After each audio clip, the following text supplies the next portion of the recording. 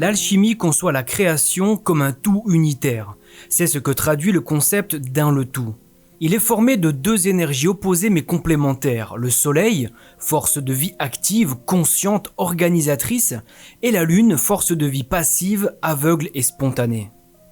Sur cette base, les quatre éléments, feu, air, eau et terre, peuvent être vus comme les différents états du tout unitaire. La terre est la matière première chaotique dans laquelle toutes les énergies sont amalgamées. Sur le plan humain, la terre correspond au corps. L'eau est la nature aveugle, force de vie sauvage qui a vocation à être maîtrisée. Sur le plan humain, c'est l'esprit en tant que mental non maîtrisé, que l'on peut aussi appeler psychisme inconscient.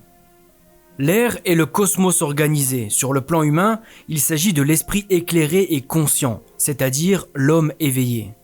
Le feu est l'âme du monde, l'esprit divin. C'est la conscience absolue, le centre de tout, la force solaire pure. Ces quatre éléments peuvent être classés du plus épais au plus subtil et il est possible de les combiner entre eux pour former trois principes dans une perspective plus dynamique. Le soufre, le mercure et le sel. Installez-vous confortablement, ouvrez votre esprit et suivez-moi dans ce voyage alchimique.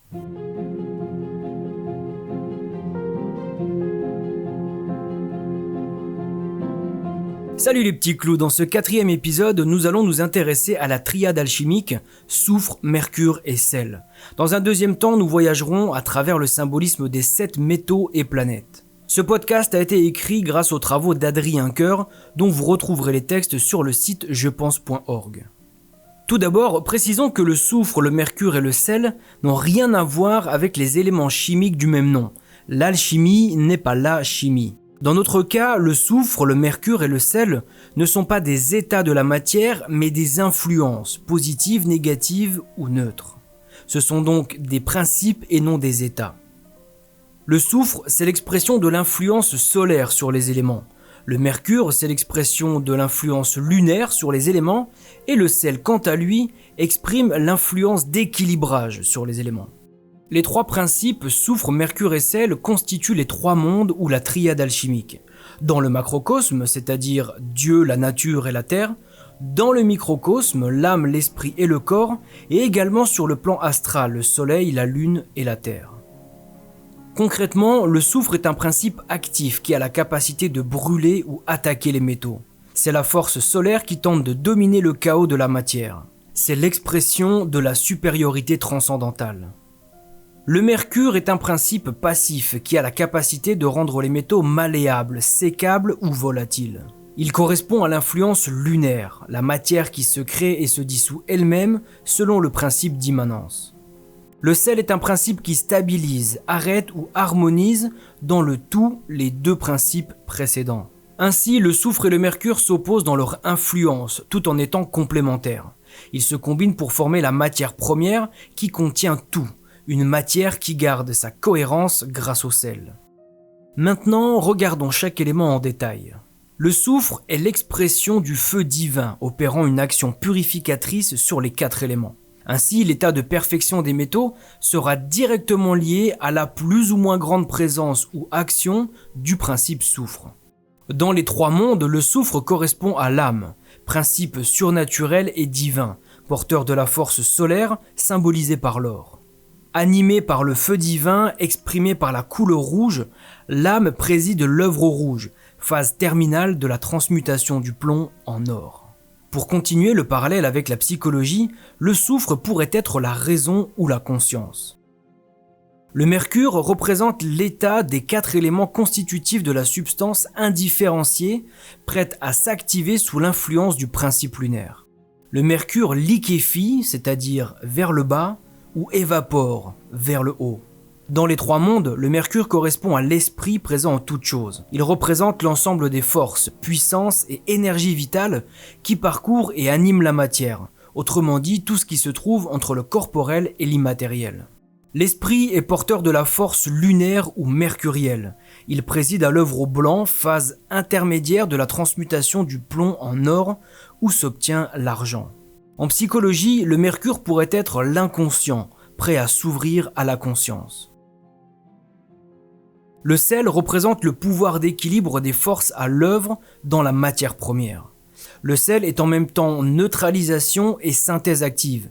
il exprime l'état stable de la matière. En réalité, le sel, parfois nommé arsenic, est moins un principe qu'une conséquence de l'union du soufre et du mercure. Dans les trois mondes, le sel correspond au corps, à la matière, à la terre. En tant que force, le sel peut être vu dans un sens négatif, comme le tombeau, la prison, la mort, ou dans un sens positif, comme le pouvoir de dompter. Dans les trois mondes évoqués plus tôt, il y a l'astral. C'est là que l'on trouve la doctrine des 7. Il s'agit des 7 planètes ou 7 sphères, un concept qui fait partie de la tradition alchimique la plus ancienne. Métaphysiquement, le chiffre 7 exprime le 3, la triade alchimique, soufre, mercure et sel, qui s'ajoute au 4, la tétrade des éléments terre, eau, air et feu. C'est l'expression complète de la nature naturante en action. Ces 7 principes se retrouvent à la fois dans le macrocosme, c'est-à-dire l'univers, et dans le microcosme, c'est-à-dire l'homme. Hermès Trismégiste, dans le Corpus Hermeticum, nous dit ceci.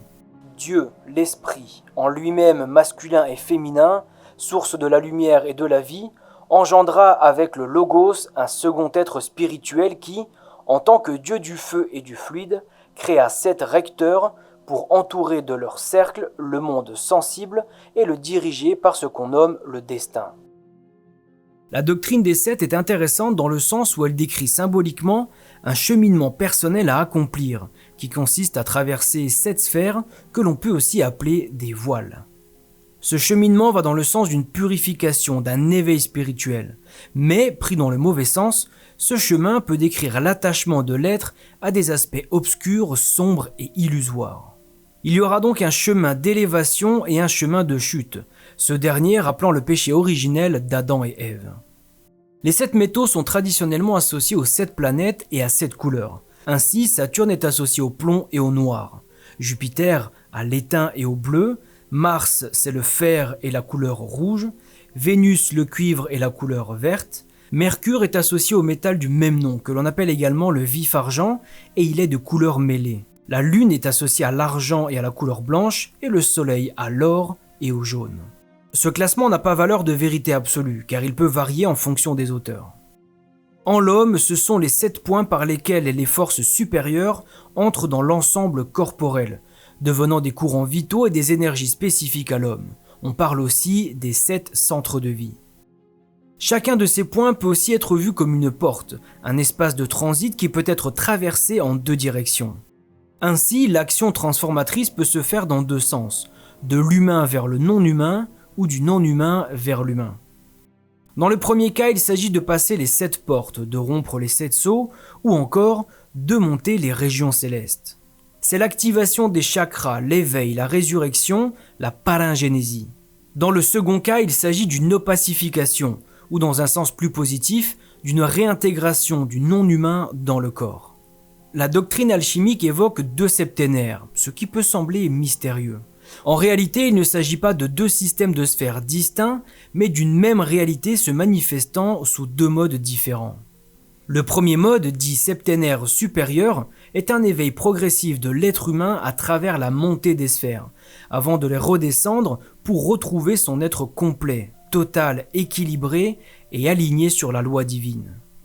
A l'inverse, le second mode, dit septénaire inférieur, évoque un décentrage, c'est-à-dire l'apparition d'un pouvoir du moi corrupteur, vulgaire, concurrent à celui de Dieu. Conséquence directe, la vraie lumière est cachée. C'est le sommeil de l'être humain. Les 7 sphères sont alors les 7 sceaux qui empêchent les êtres non éveillés et non régénérés de percevoir le feu divin.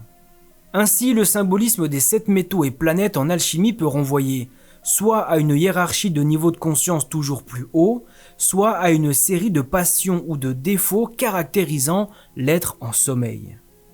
La voie de l'évolution correspond à l'âme qui se détache de la nature irrationnelle et chaotique.